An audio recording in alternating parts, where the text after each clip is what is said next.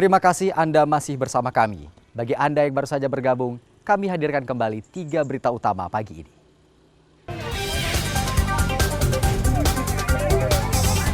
Seorang pemuda Kota Langsa diamuk warga lantaran dilaporkan berusaha membakar rumah tetangganya.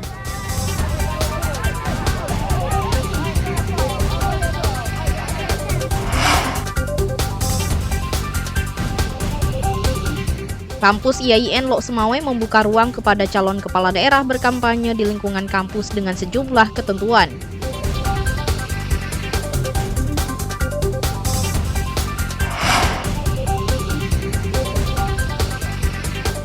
Perusahaan perkebunan sawit PT Babko membantah tudingan warga Piraktimu, Kabupaten Aceh Utara.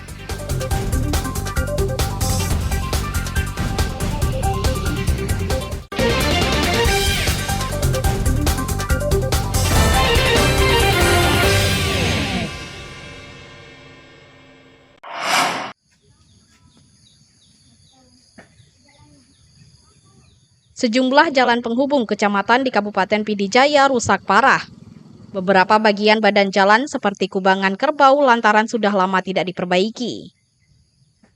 Akibat kerusakan jalan, warga terpaksa mencari jalan alternatif untuk beraktivitas, termasuk mengantar anaknya ke sekolah.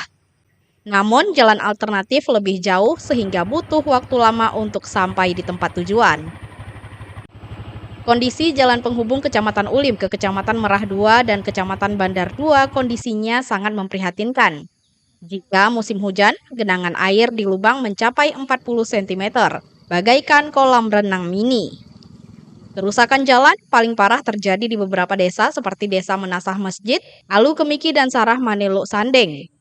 Padahal jalan tersebut merupakan akses warga mengangkut hasil tani dan pelajar ke sekolah. Itu harapan masyarakat dari desa Alungki itu semuanya, harapan jalan itu harus diperbaiki secepat mungkin, karena itu jalan itu dari jalan peninggalan masa Belanda dulu kayak gitu sampai sekarang sudah 2024 masih juga gitu, karena kan kondisinya itu jalan agak berlubang, kalau musim hujan tergenang air, kalau musim kemarau itu banyak debu yang harus dilalui oleh masyarakat antara anaknya pergi ke sekolah ataupun pergi ke tempat pengajian. Warga sudah berulang kali mengadukan kerusakan jalan kepada pemerintah, namun tidak pernah ada solusi. Jalan tersebut dibangun pada zaman kolonial Belanda sampai kini masih belum diperbaiki. Padahal itu akses menuju jalan kabupaten. Sejumlah jalan desa di Pidi Jaya rusak dan sudah lama tidak diperbaiki. Pemerintah dinilai hanya memprioritaskan membangun jalan baru sehingga jalan lama terbengkalai. Ini sangat memperhatikan kondisinya jalan tidak bisa dilalui oleh masyarakat dan kendaraan. Ini adalah sentra perkebunan masyarakat, sentra ekonomi masyarakat. Ini menjadi skala prioritas. Dalam tinjau Bapak Barpahani, berapa lokasi titik jalan yang parah seperti ini, Pak? Ini di Pidi Jaya, kalau pedalaman hampir semua jalan sudah sangat parah karena tidak pernah direhab. Sudah 10 tahun belakangan ini tidak pernah direhab, yang hanya sekarang diprioritaskan pembangunan baru. Sedangkan jalan yang sudah dibangun terbengkalai dan tidak pernah dihiraukan. Persoalan jalan rusak di Pidi Jaya mendesak untuk segera ditangani. Apalagi sudah 10 tahun sejumlah jalan desa kurang mendapat perhatian. Ramadan melaporkan dari Pidi Jaya.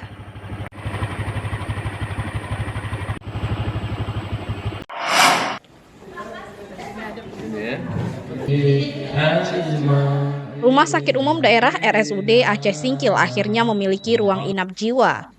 Ruang ini sudah lama ditunggu agar pasien gangguan kejiwaan tidak mesti berobat keluar daerah.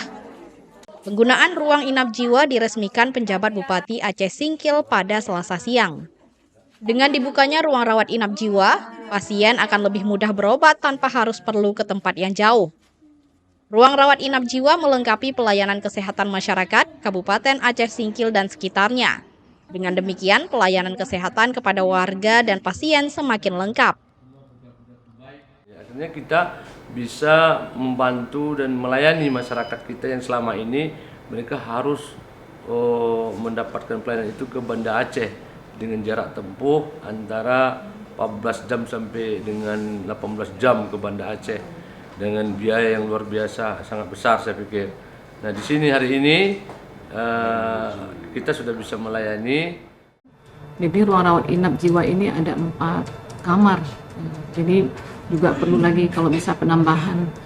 Kemudian kalau ada pasien-pasien jiwa yang membutuhkan penanganan, biasanya selama ini kan kita rujuk nih ke Tapak Tuan atau ke Banda Aceh gitu. Dan alhamdulillah sekarang sudah bisa kita merawat pasien jiwa di Rumah Sakit Umum Aceh Singkil. Usai peresmian, penjabat Bupati melihat kondisi ruangan dan sejumlah pasien jiwa yang sedang menjalani perawatan. Nazarudin melaporkan dari Aceh Singkil.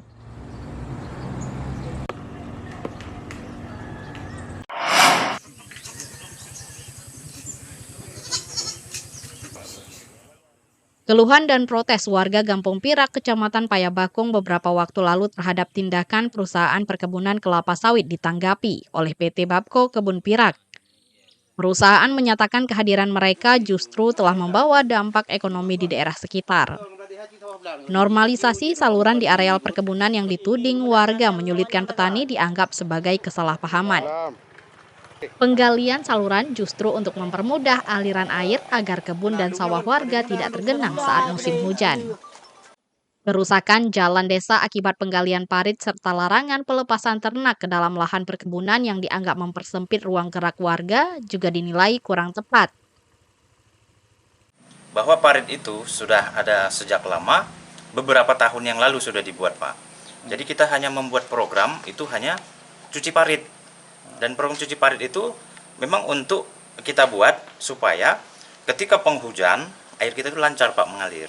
Saya rasa itu bermanfaat juga untuk kebutuhan warga juga. Artinya ketika nanti di masa panen tiba-tiba hujan deras, sawah warga juga tidak terendam.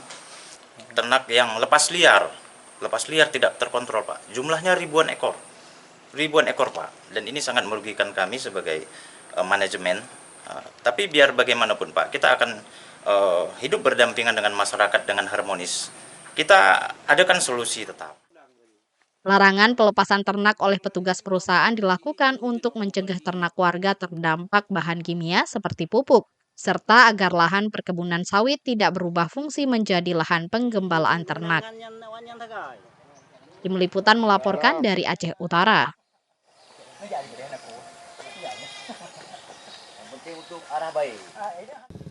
Saudara, informasi tadi sekaligus menutup berita Aceh pagi ini. Saya Akbar Hazana beserta tim redaksi yang bertugas mengucapkan terima kasih. Sampai jumpa. Wassalamualaikum warahmatullahi wabarakatuh.